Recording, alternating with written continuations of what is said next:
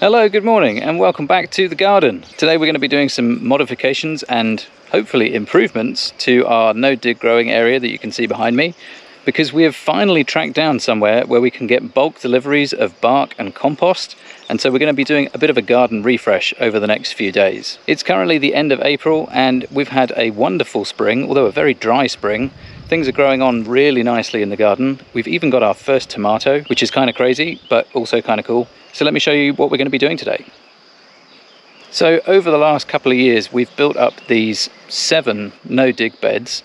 They're each 5 meters long and about 80 centimeters wide, and we've got a whole load of compost down which we are using as a mulch but also as a growing medium, and then in between all the beds we've got bark in the pathways, and this has been working great for us. We really like this approach. Of course it's not the only way to garden, but we really like it.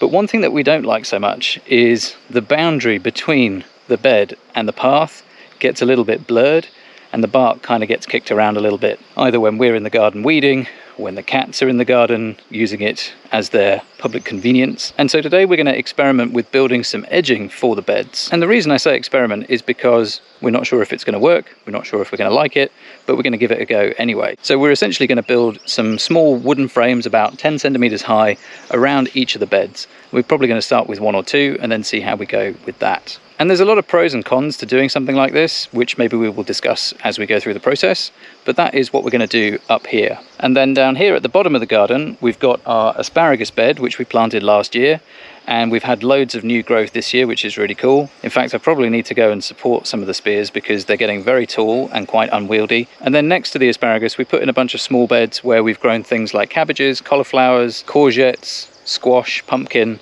all sorts of stuff like that. And whilst that worked and we had some great vegetables out of it, this end of the garden is slightly more difficult to keep weed free. And so we're going to do a bit of remedial work down here, and we're going to turn these 10 small squares into 3 slightly larger beds for other perennial fruits and vegetables.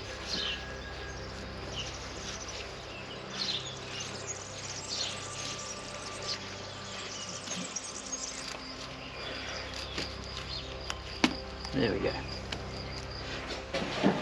We're supposed to be doing a gardening video. You seem to be doing a house building video. I am merely preparing for the gardening. Excellent. I'm now prepared.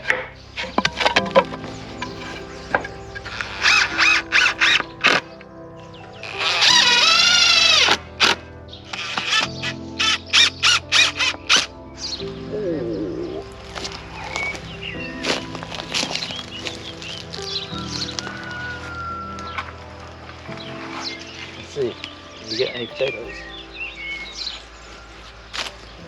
A bit young. Potatoes! Oh wow, already! Holy crap!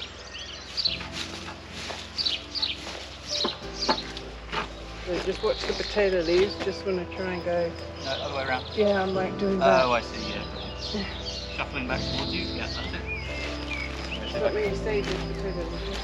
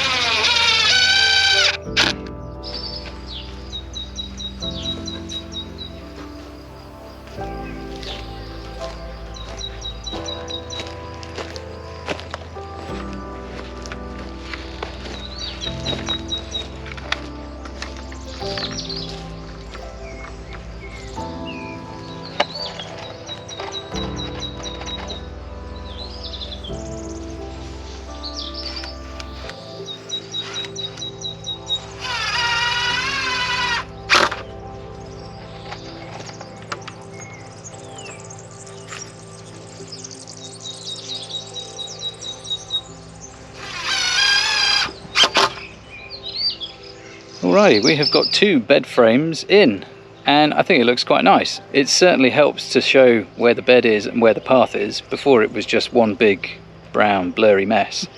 And so as much as we don't need these things, we do like things to look nice, and we like things to be neat and tidy and organised, or at least one of us does. We were also really losing our paths, which made it really difficult when it comes to refreshing with compost. The beds were getting wider and wider and the paths were getting smaller and smaller. So that will now give us much more defined edges, which would be great. I also wanted to address the choice of timber. I know that most people would be like, oh, you need to use cedar or hardwood or a durable or something. Or treat it. Or treated it. It all comes down to context. So here in Portugal, the wet season is quite short and it's quick and fast. And so everything gets really wet and then it dries out because then it gets sunny again. And then we have 9 months of almost no rain. So the timber's not going to get wet and stay wet. It's going to get wet and then it's going to dry out.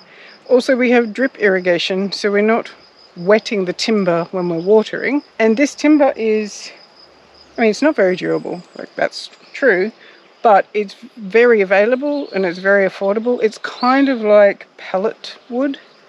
It won't last very long, but it's really easy to replace. Whereas most of the other timbers that are here are super expensive and it would be overkill to use them in the garden. So we're kind of doing an experiment to see how long it lasts. It's the same stuff that we use to make the chicken shelter, the kitchen shed, all our other outdoor stuff, which is also faring just fine. I'm thinking we'll probably get 5 or 6 years out of it. And if we have to replace it, we'll just replace it. And they're not raised beds, it's just edging. So it's really not that big a deal. When you take a side away, it's not all going to collapse on us. One of the other concerns that I've had about putting in edging around the beds is slugs and snails. Now, a lot of the reading and research that I'd done about all this no-dig gardening was from the UK, where they have a much wetter climate and many more slugs and snails. And so if you have damp timber that can start to rot, that is food for slugs and snails. But as Kylie was talking about, we don't get a huge amount of rain and we really don't have a huge amount of pressure from slugs and snails. So I'm no longer concerned about that. Yeah, we might get a few more than we currently have, but we currently have almost none. So it's really not a big deal at all. And as we said, it's an experiment. If we like it, we'll keep it. If we don't, we'll lose it. But I think we are going to leave it for now because it is getting very, very warm out here. I have no idea what the time is, but it is stinking hot already. I think we're due for almost 30 degrees today. So we're going to go and shelter and do some indoor projects. And we'll pick this up in some time.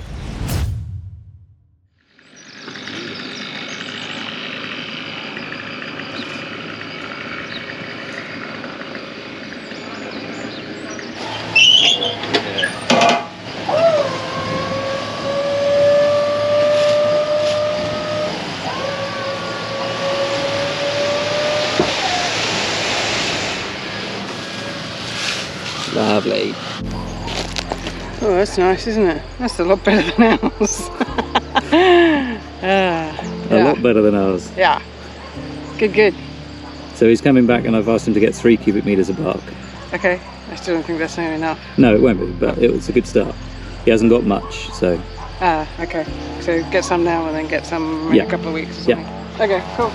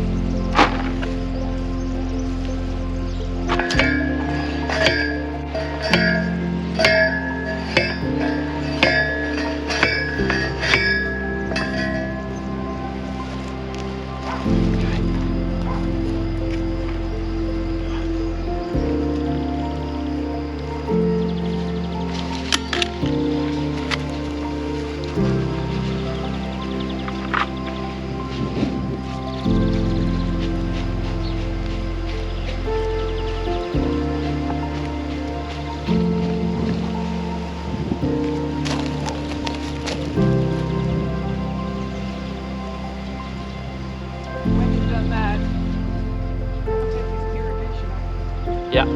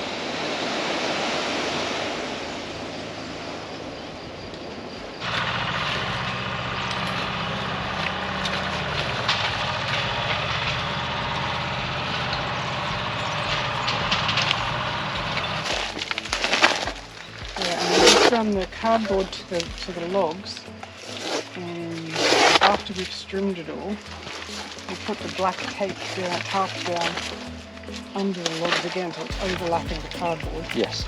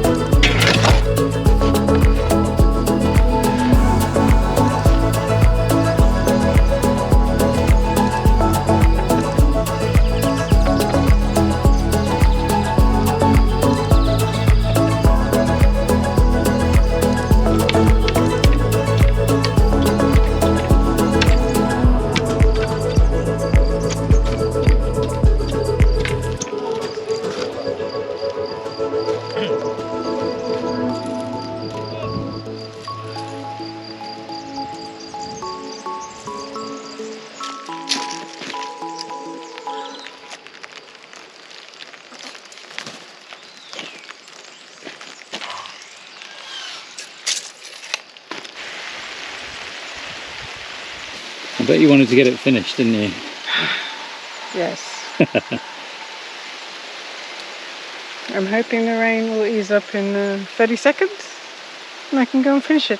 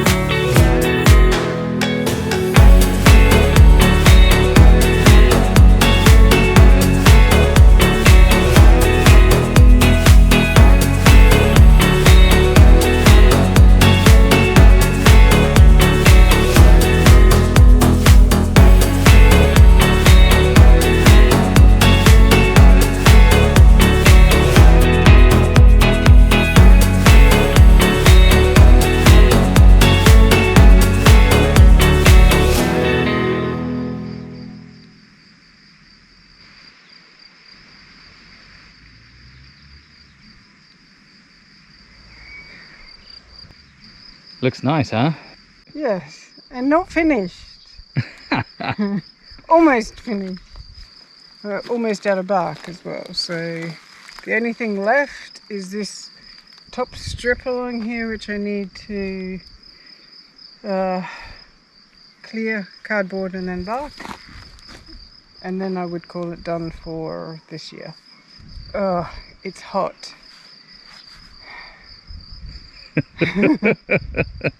Yes, it has been not actually too hot in temperature, but working out in the sun has been quite challenging. And as usual, we underestimated how much was going to happen here. In fact, I think when we first started out, we said, oh, we're just going to do a couple of beds and we'll see how we go with that. And we decided to do the entire garden and add some new beds and clear a lot and rebark everything, because that's kind of what we do. Let's just explain a couple of things in case you were wondering, because we didn't really explain them as we did them. Can you explain what's the deal with all the black plastic? So something that we learnt last time, that we made some new beds. Actually, the area down the bottom where we're now going to have perennials, we didn't kill the weeds off first. And so what happened was we made the beds and put the bark down and some cardboard, but the weeds were too aggressive and they just came back. So we'd had success before making these top beds with putting the black plastic down first. It kills off all the weeds. Then you come along and put your cardboard on and your compost and wood chip. So we're doing that again because down that area there's some really aggressive weeds, and they'll probably stay on until the autumn. The weeds will then be dead. Then we can kind of push the bark pathway. And that's also right down the bottom there is where we're going to build our new compost base system next year. So that's all kind of preparation for either autumn or early next year to kill it off in the summer. One question that we get a lot about the garden in general is, why don't we use mulch? So we do use mulch. It's called compost. Compost can act as a mulch. It is also a growing medium, but it does both. So a mulch is really just anything that covers the ground, that helps to keep the water retention and ideally keep the weeds at bay. So compost does that. This bark chip, this is not wood chip, it's bark chip, does that as well. You could put something additionally on top of the compost, but because our compost layer is so thick, it's not necessary. So if you see this bed, it's got a couple of weeds in it, but the top of this compost acts as the mulch, and it's only really the top section that's dry. Underneath that, it'll be really nice and damp. Actually, not this bed because we haven't watered it for a little while. But yeah, so the compost acts as both mulch and a growing medium, and there's no need for anything else on top of it. Yeah, in fact, all of the things that we've put down in this garden and put down in this video could all be described as mulch. Even the cardboard and the black plastic are a type of mulch. It's just something to cover the ground. The cardboard and the plastic are kind of sheet mulches. The compost and the bark chip is much more conventional. Finally, let's talk about why we got so much new bark when we had so much down in the first place, and specifically about the size difference, because size does matter. Let me just show you what we had before. So this is what we have. It's really big pieces, and it's traditionally what you would use as decorative bark in like a playground bed or something. Yeah, a playground or a flower bed or something. And it's all we could find. Originally. Whenever it was, a year and a half ago. And we've been searching for a finer wood chip. It just really doesn't exist. All of the wood products go into the paper industry here, and so there's nothing left. This, however, is much finer. It's the same material, but just a little bit. And this is actually a waste product of this product. No, it's a waste product from making the compost. Oh, a waste product from making... I thought it was a waste product from stripping the logs and stripping the bark. Well, it is, but that's what's used to make the compost. Okay, so there you go. Waste product from making the compost. It's much finer, and we can buy this in bulk relatively affordably and get it delivered. The guy that we got this from has gone quiet on us, so we can't get that anymore. This is much better because it lets less light in and acts much more as a I don't know, like a weed suppressor. Yeah, I don't think we're going to have half as many weeds with this. We've also laid it on much thicker than last time, and you get more for the cubic meter than you do of the other stuff because there's less air in between it. So it's worked really, really well. So this has taken, it's a tiny bit left, but not very much, 3 cubic meters of bark chip stuff. Yeah, and while we're talking quantities and stuff like that, the pricing for this was 25 euros a cubic meter for the compost and 35 cubic meters for the bark. And the boards that we used for the edging, I can't remember exactly, but we get them from our timber guy. People are always asking for his details, so if you are interested in buying some wood around here, then do get in touch and we can share Peter's details where we get all of our timber for all of our construction, both in the garden and the house. I believe this spruce planking is somewhere around 10 to 15 euros a square meter, and I don't know how many we used, but each bed is 5 meters by 80 centimeters, and we got 7 of those and then the other ones, so we used quite some wood. Anyway, I think we should leave it there and wrap this up. It's been a long project, longer than we expected, but we're really happy with the results, which I guess is all that matters at the end of the day. So thank you for joining us, thank you for watching. We will see you in the next video. Bye for now. Bye-bye.